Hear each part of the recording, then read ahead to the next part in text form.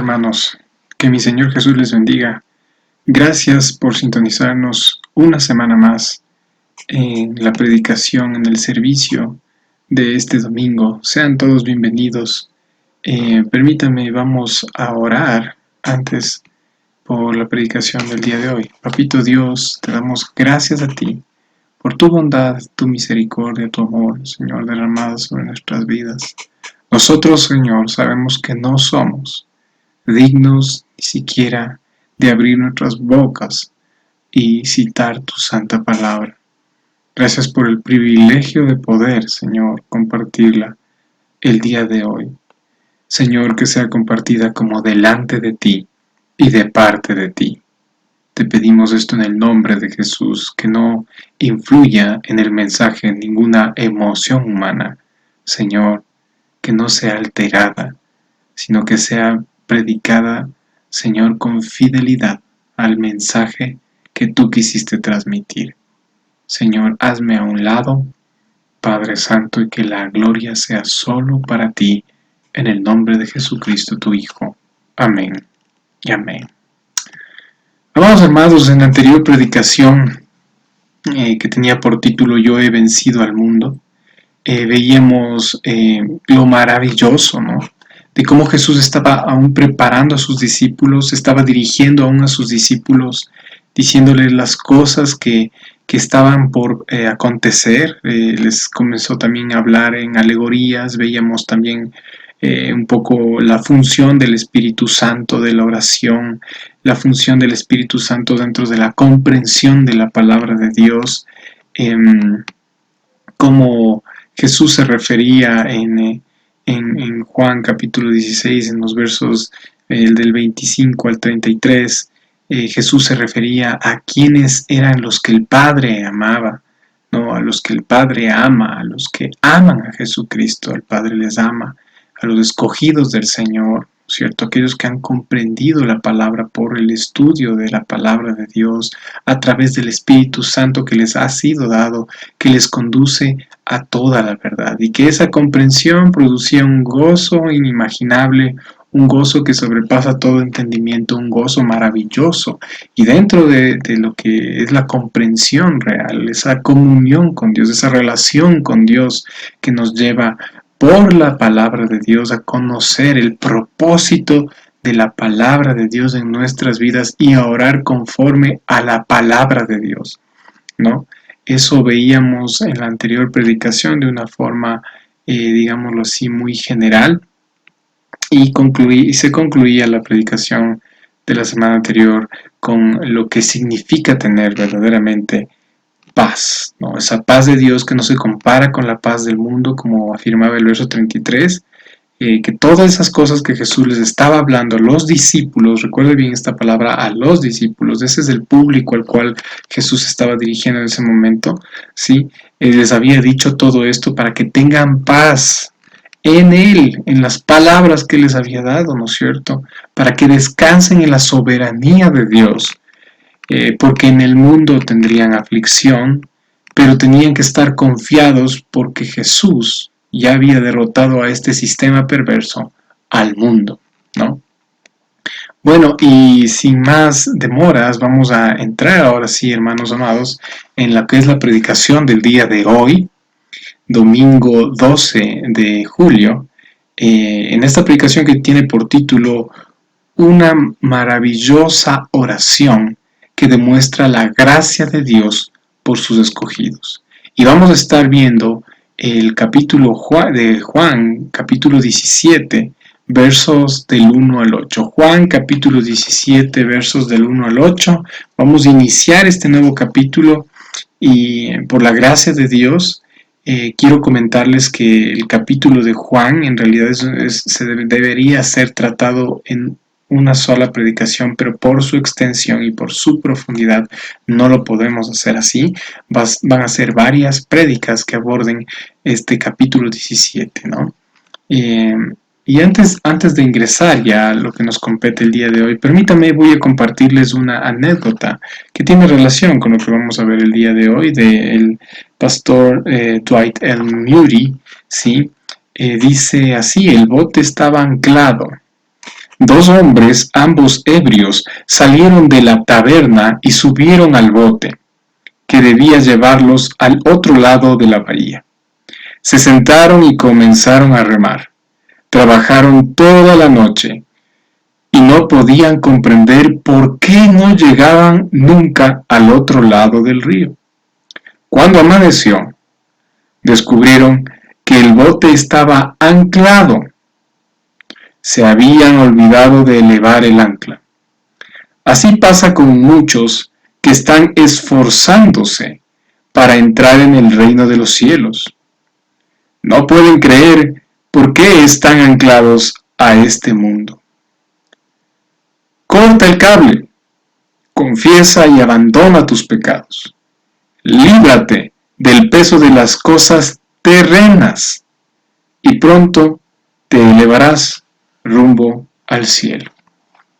Una vez más, y con esta pequeña anécdota para iniciar la predicación, recuerde mi querido amigo que nos escuchas, amiga que nos escuchas por el canal de YouTube, la palabra de Dios en ninguna parte nos enseña a anhelar cosas de este mundo.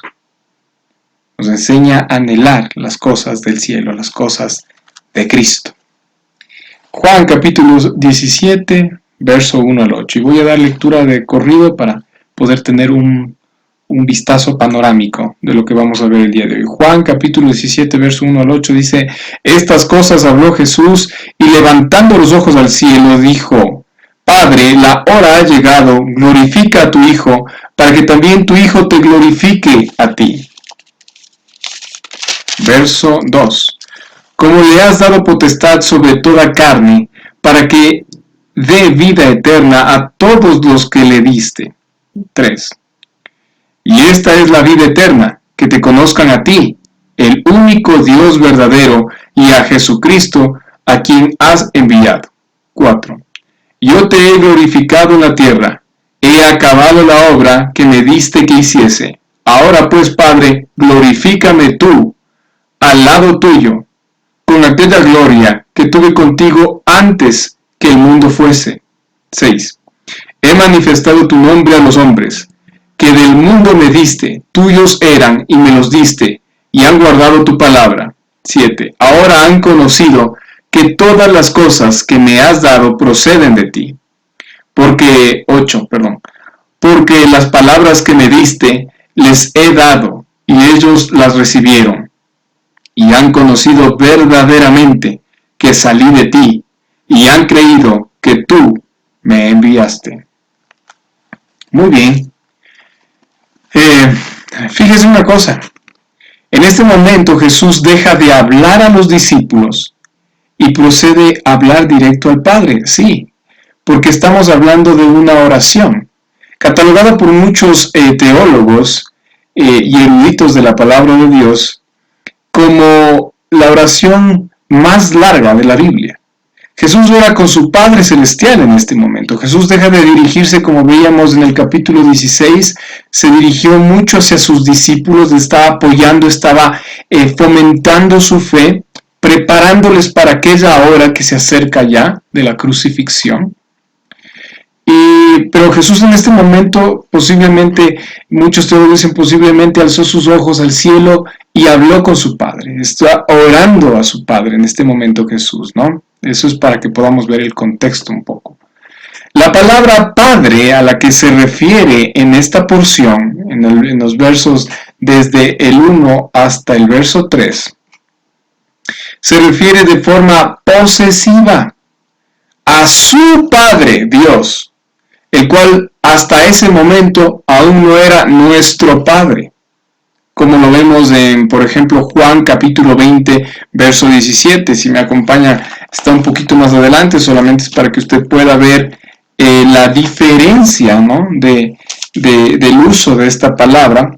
Juan capítulo 20, verso 17, dijo, Jesús le dijo, no me toques, ¿no? Le dice esto a María, no me toques, porque aún no he subido a mi Padre. Aquí se ve claramente la utilización, a mi Padre, punto y coma, mas ve a mis hermanos y diles, se está refiriendo a los apóstoles, y diles, subo a mi Padre y a vuestro Padre, a mi Dios y a vuestro Dios.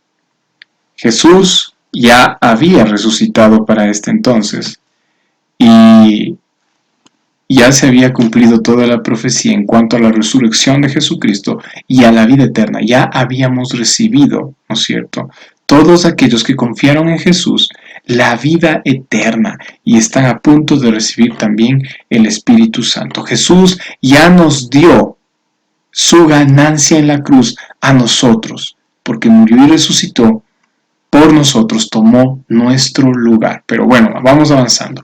Esta es una oración que solamente puede ser hecha por el único Hijo de Dios, Jesús.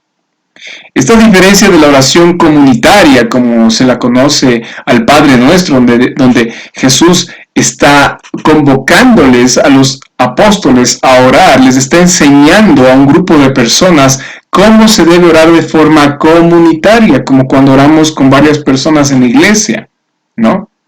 Y ustedes se van a dar cuenta ahí, ¿no?, cómo se habla del plural, ¿no? Padre nuestro que estás en los cielos, ¿no? Padre nuestro. Aquí, ¿no es cierto?, Jesús en el verso 1 está diciendo claramente, levantando sus ojos al cielo, y dice, Padre, Padre, ¿no es cierto?, es mi Padre, la hora ha llegado, ¿no? Verso 1 del capítulo 17. Ahora vamos directo al verso 1. Estas cosas habló Jesús, y levantando los ojos al cielo, dijo, Padre, la hora ha llegado. Hasta ahí. Fijémonos un poco en esta parte que dice, la hora ha llegado, haciendo referencia al tiempo determinado para su muerte. Y ahí dice punto y coma, glorifica a tu Hijo para que también tu Hijo te glorifique a ti. Glorifica a tu Hijo para que también tu Hijo te glorifique a ti. Está haciendo referencia a la meta de la vida de un cristiano aquí en la tierra. La meta del ministerio de Jesucristo en esta tierra fue darle gloria al Padre a través de salvación hacia toda la humanidad y efectivamente hacia sus escogidos, para que ellos a su vez, una vez siendo salvados por Jesús y su sacrificio perfecto en la cruz, le den gloria al Padre. Y esa es la meta de todo cristiano, de todo verdadero creyente de la palabra de Dios, de Jesucristo, es rendirle gloria al Padre, que nuestra vida sea una expresión para glorificar a Dios. Eso también lo podemos ver en Juan capítulo 13, verso 31 al 32. Está un poco más atrás, hermanos amados. Juan capítulo 13 en sus Biblias, para que ustedes puedan verlo. Juan 13, versos 31 al 32 dice, entonces cuando hubo salido dijo Jesús, ahora es glorificado el Hijo del Hombre y Dios es glorificado en él. Si Dios es glorificado, verso 32, en él, Dios también le glorificará a sí mismo y enseguida le glorificará. ¿Se da cuenta? El Hijo glorifica al Padre. Y cuando nosotros le damos gloria al Hijo, le estamos dando gloria al Padre. ¿Ok? Verso 2 de Juan capítulo 17. Verso 2 dice, como le has dado potestad sobre toda carne, esta palabra potestad sobre toda carne se refiere a la elección divina. Ya vamos a ver. Como le has dado potestad sobre toda carne para que dé vida eterna a todos los que le diste. A todos los que le diste. Hace referencia a la elección divina de aquellos que vendrían a Jesús. La doctrina bíblica de la elección o predestinación que se presenta a lo largo de todo el Nuevo Testamento. Sí, voy a citar algunos versículos, si a algunas personas les interesa corroborar en la palabra de Dios que esto es algo bíblico y es real.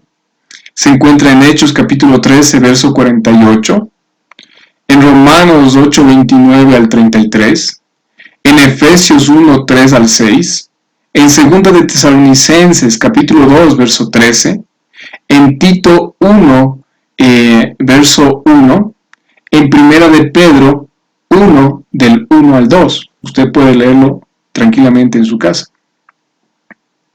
Ahora acompáñenme por favor, antes de acabar con este versículo 2, a Mateo capítulo 28, versos 18 al 19. Mateo, primer libro del Nuevo Testamento. Mateo capítulo 28, el último capítulo de Mateo.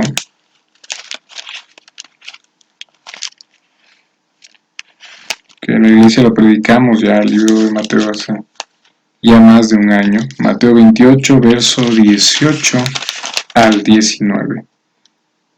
Dice, por tanto, id y haced discípulos a todas las naciones, bautizándolos en el nombre del Padre, del Hijo y del Espíritu Santo, enseñándoles que guarden todas las cosas que os he mandado, y he aquí yo estoy con vosotros todos los días hasta el fin del mundo. Jesús está haciendo referencia de su potestad. Inclusive, acuérdense que esto Jesús les dijo a los apóstoles en presencia, estando aún físicamente con ellos. Jesús les está demostrando su potestad aquí, diciéndoles, y he aquí yo estoy con vosotros todos los días hasta el fin del mundo, y nos da un mandato que debemos cumplir, que era la continuación del ministerio de Jesucristo aquí en la tierra. Verso 3, ahora sí, del capítulo 17 dice, y esta es la vida eterna, que te conozcan a ti, el único Dios verdadero, y a Jesucristo, a quien has enviado. Jesús resume aquí la esencia de lo que es la salvación. Conocer a Dios a través de Jesucristo, porque no hay otro nombre dado bajo los cielos a los hombres en el cual haya salvación. Porque Jesucristo es el único camino, la única verdad y la única vida, y que nadie llega al Padre, sino solamente a través de Jesucristo. Vamos por favor a 2 Corintios capítulo 5, verso 19. 2 Corintios capítulo 5, verso 19. Dice la palabra del Señor en la 2 Corintios capítulo 5, verso 19, que Dios estaba en Cristo, reconciliando consigo al mundo, no tomándoles en cuenta a los hombres sus pecados, y nos encargó a nosotros la palabra de la reconciliación. Jesús y el Padre siempre estuvieron juntos. Jesús jamás fue abandonado por el Padre. Son uno solo, inseparables con el Espíritu Santo. ¿Quién estaba reconciliando al mundo consigo mismo? A través de su Hijo Jesucristo, el Padre. ¿Sí? Se dan cuenta de que en el proceso de salvación interviene únicamente, ¿no es cierto? Interviene de forma activa Dios. Dios es el que permitió que nosotros vengamos a Él. Dios es el, como dice su palabra, el que nos amó primero. Pero ahora, verso 4, estamos en Juan capítulo 17, verso 4, dice, yo te he glorificado en la tierra, he acabado la obra que me diste que hiciese. La concluyó. Amigo, la obra de Jesús es perfecta y es completa. Nunca se olvide de eso. La obra de Jesús es perfecta y es completa. No existen varias obras de redención de Jesús. Él dio su vida una sola vez por los pecados presentes, pasados y futuros de toda la humanidad. Tengan mucho cuidado sobre aquellas falsas doctrinas promovidas por las sectas donde se suele enseñar que la obra de Jesús estaba inconclusa. Y es por ello que hoy el complemento de aquella obra o lo que faltaba le ha sido revelado a algún superungido. Tengan mucho cuidado, la obra de Jesús fue perfecta y fue completa en esa cruz. En Juan capítulo 19, verso 30, nos topamos con que cuando Jesús hubo tomado el vinagre, cuando Jesús está crucificado en la cruz, dijo, consumado es. y habiendo inclinado la cabeza entregó el espíritu. Consumado es significa aquí se paga todo. Está todo acabado. Por eso Jesús está orando y dice, lo que tú me mandaste hacer, ¿no es cierto? He acabado la obra, Padre Celestial. Él se está refiriendo a su Padre, está orando con su Padre. No se olvide de eso. Yo te he glorificado en la tierra, el verso 4, capítulo 17 de Juan. He acabado la obra que tú me dijiste que hiciese. En Hebreos capítulo 9, verso del 11 al 17. Pero estando ya presente Cristo, ¿sí?, sumo sacerdote de los bienes venideros, por el más amplio y más perfecto tabernáculo, no hecho de manos, es decir, no de esta creación, verso 12, y no por sangre de machos cabríos, ni de becerros, sino por su propia sangre, entró una vez para siempre en el lugar santísimo, habiendo obtenido eterna, escuche bien esto, no dice aquí la palabra media, mediana, no dice tampoco parcial, dice eterna, habiendo obtenido eterna salvación. Porque si la sangre de los toros, verso 13, y de los machos cabríos y la ceniza de la becerra rociadas a los inmundos santifican para la purificación de la carne, verso 14, cuánto más, escuche bien este verso es contundente, cuánto más la sangre de Cristo, el cual mediante el Espíritu Eterno se ofreció a sí mismo, sin mancha, a Dios, limpiará vuestras conciencias de obras muertas para que sirváis al Dios vivo. ¿Cuánto más? Por supuesto que sí. El sacrificio único, perfecto, completo, ¿sí?, irrepetible de Jesucristo. Verso 16. Porque donde hay testamento es necesario que intervenga muerte del testador, porque el testamento con la muerte se confirma, pues no es válido entre tanto que el testador vive.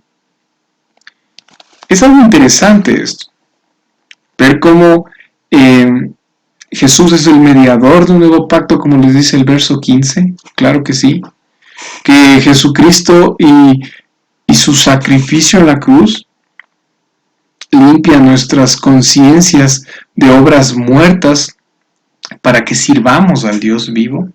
Es el sacrificio perfecto, no necesitamos nada más, no necesitamos hacer el día de hoy ninguna otra obra, ningún otro sacrificio, no necesitamos ningún otro libro más que la Biblia, más que la sana doctrina de la palabra de Dios.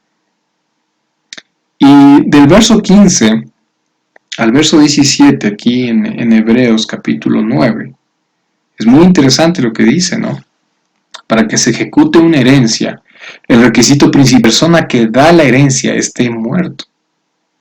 De igual manera, para recibir la herencia de la salvación y vida eterna en esta tierra y hacia la eternidad prometida desde Génesis en el antiguo pacto, era necesario que Jesús muriera para que nosotros recibiéramos la herencia en Cristo Jesús, la cual es la vida eterna, iniciando de esta manera una nueva vida a través de Cristo, junto con Él, recibiendo su recompensa, su legado, su vida eterna. Jesús fue el que resucitó, nosotros no hemos vencido a la muerte, pero a través de Cristo vencemos a la muerte juntamente con Cristo. Somos coherederos de la gracia, ¿no? Jesús tuvo que morir para que nosotros recibamos esa gracia maravillosa de la vida eterna. Y es lo maravilloso, que aquí en la tierra cuando alguien muere recibe una herencia y eso es algo beneficioso para la persona que la recibe, pero queda el dolor del ser amado que murió. En tanto con Cristo Jesús recibimos su herencia, pero Él tiene el poder, ¿sí?, para haber puesto su vida y volver a tomarla. Él venció a la muerte, y porque Él vive, nosotros también viviremos. Ahora Ahora vamos, hermanos amados, al capítulo 17. Seguimos el capítulo 17 del libro de Juan, del Evangelio de Juan, y ahora vamos al verso 5. Dice el verso 5: ahora pues, Padre, glorifícame tú al lado tuyo con aquella gloria que tuve contigo antes que el mundo fuese. Amigo, este precioso versículo nos recuerda el inicio de nuestro estudio del Evangelio de Juan, cuando allá por el capítulo 1, del verso 1 al 5, el apóstol Juan comienza narrando la naturaleza divina de Jesús, su preexistencia, su eternidad infinita. Permítanme, le voy a dar lectura para que usted recuerde tan solo cómo comienza el Evangelio de Juan, que dice desde el verso 1 y tiene relación con este verso 5 del capítulo 17. En el principio era el verbo, y el verbo era con Dios, y el verbo era Dios. Cuando dice el verbo se está, por supuesto, refiriendo al Señor Jesús, usted ya lo sabe. Verso 2. Este era en el principio con Dios. Todas las cosas por Él fueron hechas, y sin Él nada de lo que ha sido hecho fue hecho. Verso 4. En Él estaba la vida, y la vida era la luz de los hombres. Verso 5. La luz en las tinieblas resplandece, y las tinieblas no prevalecieron contra ella. ¿No? Y se acuerda que estudiamos esto y veíamos que la palabra, ¿qué significaba la palabra logos? Aquí se está afirmando aún más, y con este verso 5, donde dice: glorifícame tú al lado tuyo con aquella gloria que tuve contigo antes que el mundo fuese, antes de la creación del mundo. Jesús ha existido siempre. En el Jesús, el Padre y el Espíritu Santo son uno solo. Un solo Dios, una perfecta Trinidad. Vamos al verso 6 del capítulo 17 de Juan. He manifestado tu nombre a los hombres, que del mundo me diste, tuyos eran, y me los diste, y han guardado tu palabra. Ah, qué interesante. La expresión tuyos eran es una afirmación contundente de que antes de su conversión ya pertenecían a Dios. En Juan capítulo 6, verso 37 al 38, dice, Juan capítulo 6, verso 37 al 38, dice: todo lo que el Padre me da, vendrá a mí, y al que a mí viene no le echo fuera, porque he descendido del cielo, no para hacer mi voluntad, sino la voluntad del que me envió. ¿Quién envía? ¿Quién es el que le envía a las personas? A Cristo. ¿Quién permite que lleguen a Cristo? El Padre. Amigo, esto es absolutamente cierto. De acuerdo a la elección soberana de Dios, ellos fueron elegidos desde antes de la fundación del mundo. ¿Comprende usted lo que es la doctrina de la predestinación o de la elección, que es absolutamente bíblica? Vamos, por favor, a Efesios capítulo 1, verso del 3 al 9. Dice: bendito sea el Dios y Padre de nuestro Señor Jesucristo, que nos bendijo con toda bendición espiritual en los lugares celestiales en Cristo, según nos escogió, escuche bien el verso 4, según nos escogió en Él antes de la fundación del mundo, para que fuésemos santos y sin mancha delante de Él. Verso 5. En amor, habiéndonos predestinado para ser adoptados hijos suyos por medio de Jesucristo, según el puro afecto de su voluntad, para alabanza de su gloria, de su gracia, con la cual nos hizo aceptos en el amado, en quien en Jesucristo. Él es el amado. Verso 7. En quien tenemos redención por su sangre, el perdón de pecados según las riquezas de su gracia. Verso 8. Que hizo sobreabundar para con nosotros en toda sabiduría e inteligencia. Verso 9. Dándonos a conocer el misterio de su voluntad, según su beneplácito, el cual se había propuesto en sí mismo. Una vez más, en sí mismo. Su voluntad, su escogitamiento por su gracia. cuando sus nombres fueron escritos en el libro de la vida del Cordero. Imagínense. Vamos a ir un poco ahora hacia adelante. Apocalipsis capítulo 17, verso 8. Vamos al último libro de la palabra de Dios. Apocalipsis capítulo 17, verso 8, para que usted mire cómo la palabra de Dios habla justamente de la elección divina del Señor. Capítulo 17, verso 8 dice: la bestia que has visto era y no es, y está para subir del abismo e ir a perdición. Y los moradores de la tierra, aquellos cuyos nombres ¿qué?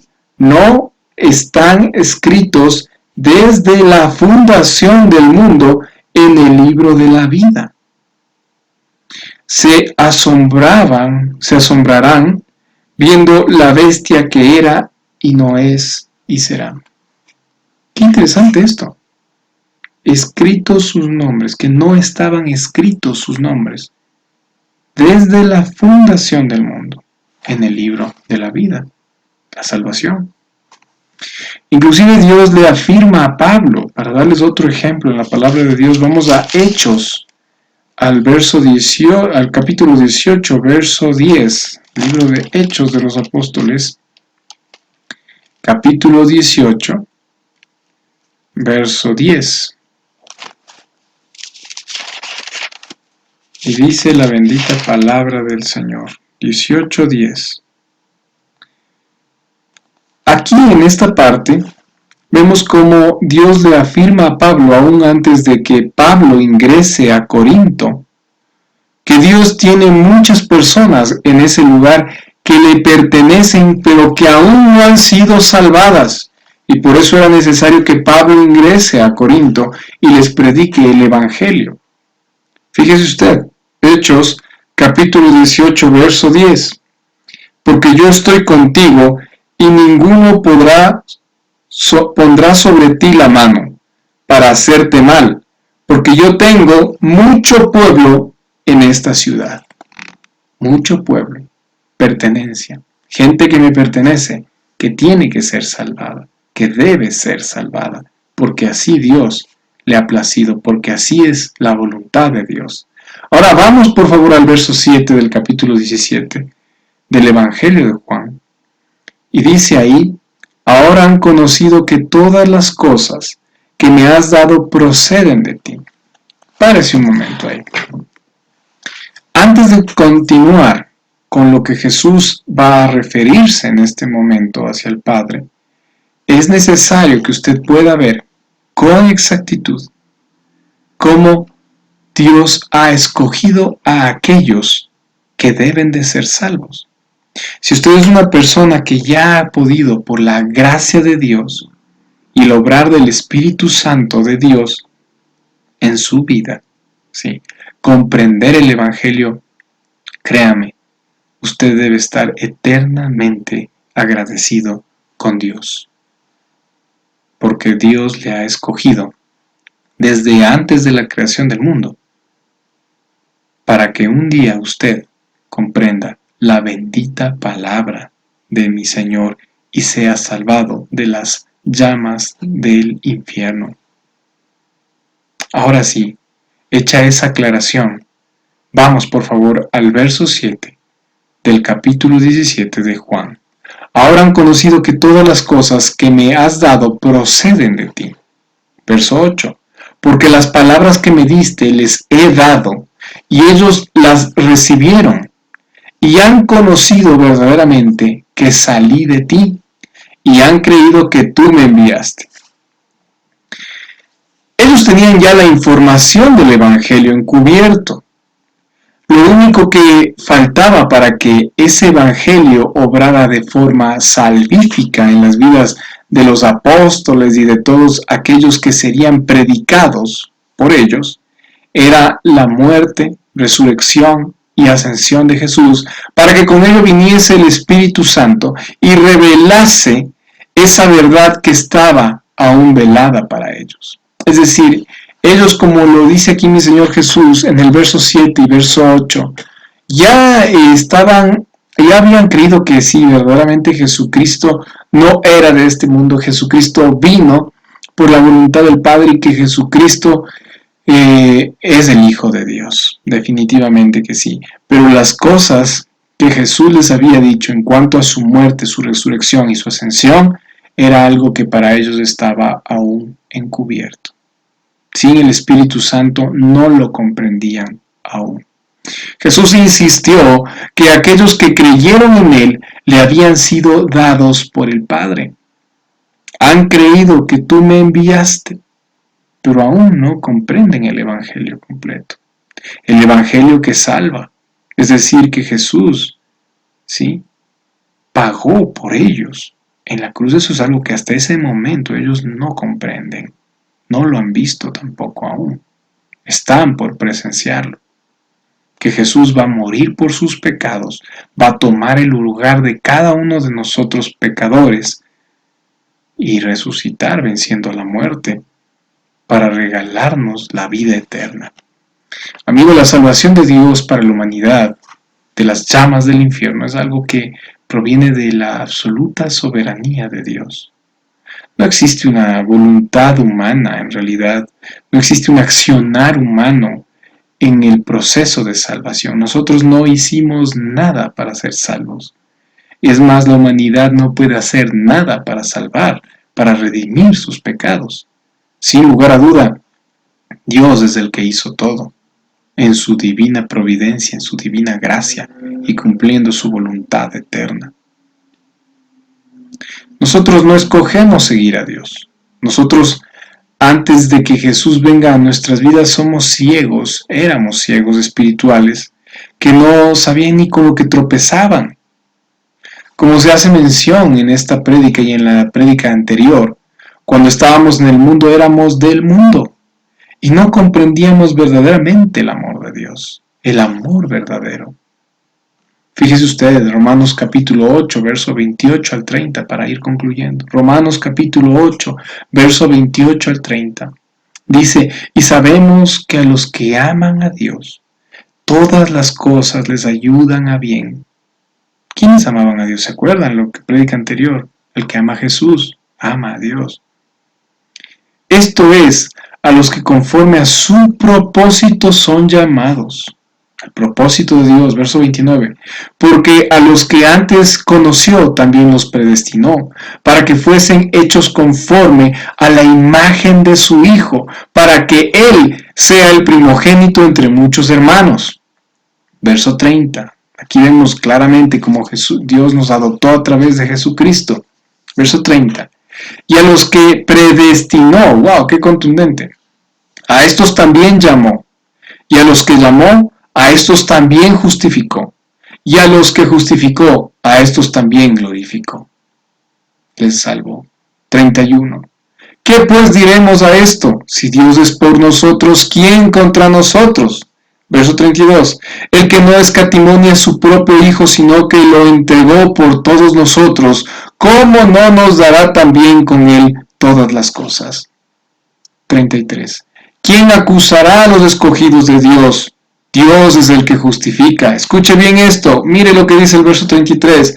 ¿Quién nos justifica? Dios es el que nos justifica. Por eso en este momento Jesús está orando al Padre Celestial y va en los siguientes versículos. Ya lo vamos a ver en las prédicas posteriores, si el Señor lo permite. Vamos a ver cómo Jesús ora clamándole al Padre por nosotros, por los que habían de creer. Porque el verso 33 dice, ¿quién acusará a los escogidos de Dios? Dios es el que justifica. ¡Qué maravilloso es esto! Verso 34, ¿quién es el que condenará? Cristo es el que murió, más aún el que también resucitó, el que además está a la diestra de Dios, el que también intercede por nosotros. Y le doy gracias a Dios por eso. Porque si dependiera en algo, en lo más mínimo, de algo que tiene que hacer el ser humano en la salvación, créame que sería un fracaso. Porque el ser humano, si en algo se le caracteriza, es que el ser humano, al enfrentarse a algo como la crucifixión, al ser confrontado con sus pecados, ustedes tienen un ejemplo claramente del actuar humano ante el pecado que estaba encubierto y ha sido revelado. Génesis capítulo 3. Tenemos a Adán y a Eva ocultándose de Dios, pensando que se pueden ocultar,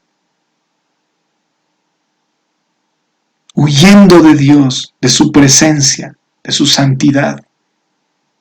Le doy gracias a Dios porque Dios es santo, santo y santo, y porque la salvación de nuestras almas está en sus manos, en las manos más fuertes, en las manos más seguras, más rectas, las manos que no nos soltarán jamás. Él nos ha escogido desde antes de la creación del mundo. Gracias, Señor.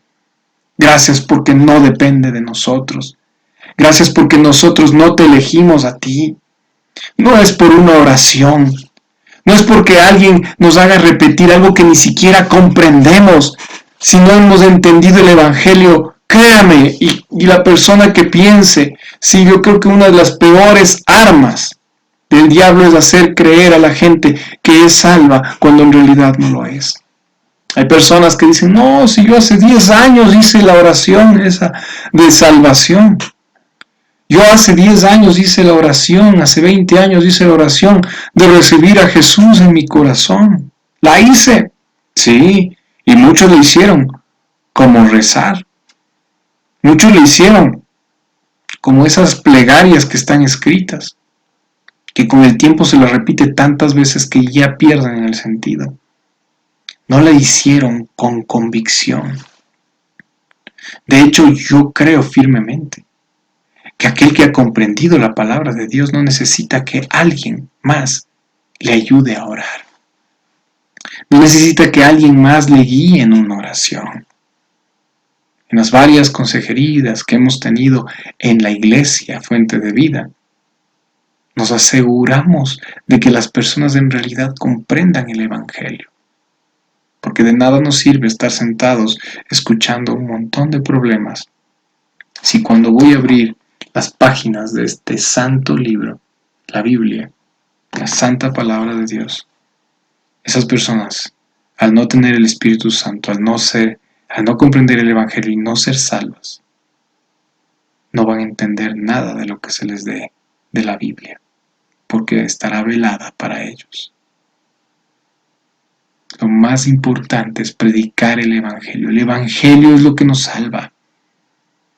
El Padre ya sabe quién es salvo y quién no será salvo. Él lo sabe, es su soberanía. Él nos creó. Él puede hacer lo que Él quiera con nuestras vidas. Pero nosotros, escuche bien esto, nosotros no sabemos. Porque mucha gente puede estar pensando ahorita y estar diciendo, entonces, ¿para qué predicamos el Evangelio? ¿Para qué predicamos la Biblia? ¿Para qué nos esforzamos tratando de salir por el internet, por cualquier medio? ¿Por qué lo hacemos? Si ya Dios sabe. Sí, pero nosotros no sabemos. Y el mandato del Señor es id y predicad el Evangelio a todas las naciones. Es por la locura de la predicación que la gente se salva. No es obligándoles a hacer una oración. Hay gente que ha hecho de eso un amuleto. Y lamentablemente muchos en su ignorancia han engañado a otros.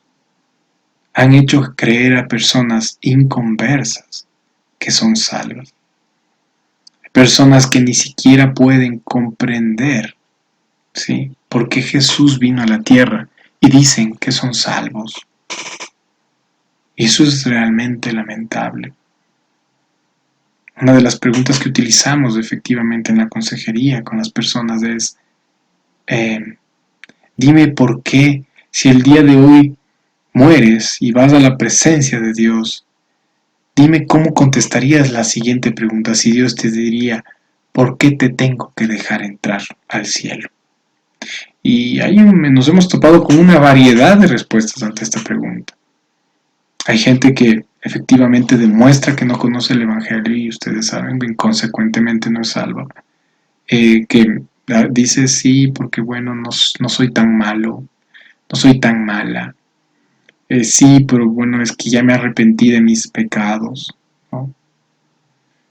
Y a esas personas son personas a las que se les debe volver a predicar el Evangelio.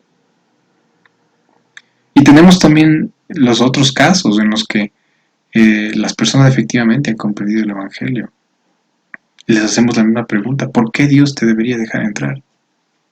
Y ellos contestan: la verdad, no me lo merezco. Pero Jesucristo ya pagó por mis pecados. Jesucristo ya compró mi salvación. Jesucristo tomó el lugar que me correspondía a mí en la cruz. Y es por Jesucristo que el Padre me va a dejar entrar. Amén. Gloria a Dios. Porque ese es el Evangelio. Amigo, comprende esto. Para aquel creyente, para aquella persona que ha nacido verdaderamente de nuevo, es algo en verdad maravilloso, puesto que trae seguridad y confianza en la obra perfecta de redención de Dios por nosotros. En el hecho de que somos grandemente dichosos porque Dios nos ha llamado del mundo perverso para que lo abandonemos y seamos salvos. Porque Dios nos ha llamado a redención, a vida eterna. Porque Dios nos ha llamado a que confesemos nuestros pecados a Dios, nos arrepintamos, abandonemos esas prácticas y le sigamos a Él. Qué maravilloso que esta bendita palabra de Dios, este evangelio de salvación, se ha predicado justamente en estos momentos, en los cuales varios juicios del Señor han sido ejecutados sobre esta tierra, donde la humanidad entera, que venía hasta marzo 16 del 2020, hablo desde, obviamente, el occidente del mundo, ¿sí? Europa, América, confiados, ¿no es cierto?, en las cuentas bancarias, en el dinero que tienen guardados, los coches que tienen muchas personas, los negocios, sus bienes, muebles, inmuebles, las cosas físicas, el prestigio. Y Dios envió un virus y la economía se derrumbó. Todo lo que el ser humano pensaba que tenía controlado está descontrolándose.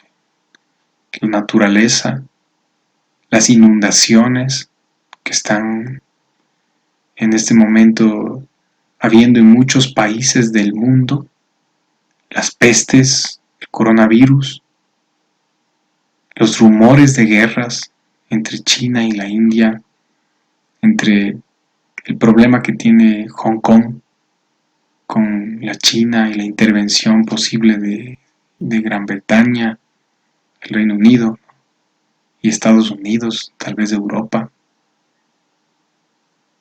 y posiblemente estemos a las puertas de una guerra mundial con pestes.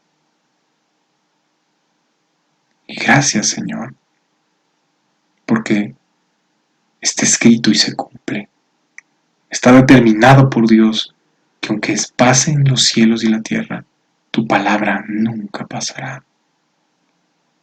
Vivimos en este mundo donde tenemos leyes para los animalitos y me parece que es algo bueno, para proteger las vidas, para proteger la integridad de las mascotas, ¿sí? Pero también tenemos leyes que promueven asesinar a niños inocentes, a bebés y a bebitas, en los propios vientres de sus madres. Ese es el mundo en el que vivimos. El mundo en el que vivimos donde desaparecen dólares en corrupción y la gente no se asombra. Vivimos en un mundo que cada día se degrada más, pero gracias, Señor, porque tu palabra nos dice que cuando veamos estas cosas pasar, cobrad ánimo y sabed que la venida del Señor está cerca, que pronto será el arrebatamiento de la iglesia. Y para aquellos que hemos confiado en el Señor, para aquellos que hemos comprendido verdaderamente este Evangelio de salvación, que hemos sido escogidos por el Señor desde antes de la creación del mundo, nos llena de gozo saber esto, porque es nuestro anhelo que el Señor venga pronto y nos lleve de este mundo en bancarrota espiritual, de este mundo caído, de este mundo de tinieblas, de este mundo de dolor. Amados míos, no pongan su esperanza en las cosas de esta tierra. Son pasajeras, banales. Todas serán destruidas en fuego. Eso dice la palabra del Señor, y así será. Pongan su esperanza bendita solamente en Dios y en Jesucristo, su Hijo único. Pongan su esperanza bendita en las riquezas en gloria en el cielo, en Cristo Jesús, en las mansiones celestiales que el Señor tiene para nosotros en el cielo. Prediquen la palabra del Señor a tiempo y a destiempo, como delante de Dios y de parte de Dios. Prepárense, estudien la palabra de Dios. Si algo nos ha demostrado esta pandemia es que las cosas en las cuales estábamos ocupando muchísimo tiempo de esta corta vida que tenemos en esta tierra eran cosas únicamente para nuestros deleites, para nuestro egoísmo.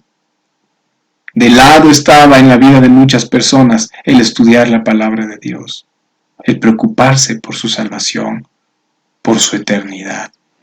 Y yo le doy gracias a Dios porque una de las cosas que ha hecho esta pandemia es que la gente se comience a preguntar cosas que el mundo no tiene respuesta, pero que la bendita palabra del Señor sí la tiene. Amados, gracias por sintonizarnos el día de hoy. Oremos. Papito Dios, te damos gracias a ti por esta tu palabra. Te agradecemos por tu bondad y misericordia, que es tan grande en nuestras vidas. Bendito Padre Celestial, está tu palabra que ha sido predicada. Bendito Señor. Señor, dará fruto. Padre, y se cumplirá la misión con la cual tú le enviaste, por la cual salió de tu boca. Que la gloria solo sea para ti. Y te clamo por las personas que están escuchando tu palabra en estos momentos. Por aquellas personas que tal vez crecieron en una mala doctrina. Por aquellas personas que tal vez fueron instigados por algunos o fueron animados por otros a hacer una oración de la cual no comprendían nada. Que tu palabra les convenza, Señor, de pecado, de justicia y de juicio. Que tu palabra les muestre cuál es el camino, la verdad y la vida hacia ti. Solamente tu Hijo Jesucristo y su sacrificio perfecto, único y agradable a ti, Señor. Y por eso, para que todos aquellos, Señor, que tú has escogido desde antes de la creación del mundo, te den la gloria aquí, conforme a tu divino propósito, Señor. Permite que comprendan tu palabra y envíanos de tu Espíritu Santo, que nos lleve y nos conduzca a toda tu verdad, Señor, de tu Santa Biblia. En el nombre de Jesús. Amén y amén. Dios les bendiga.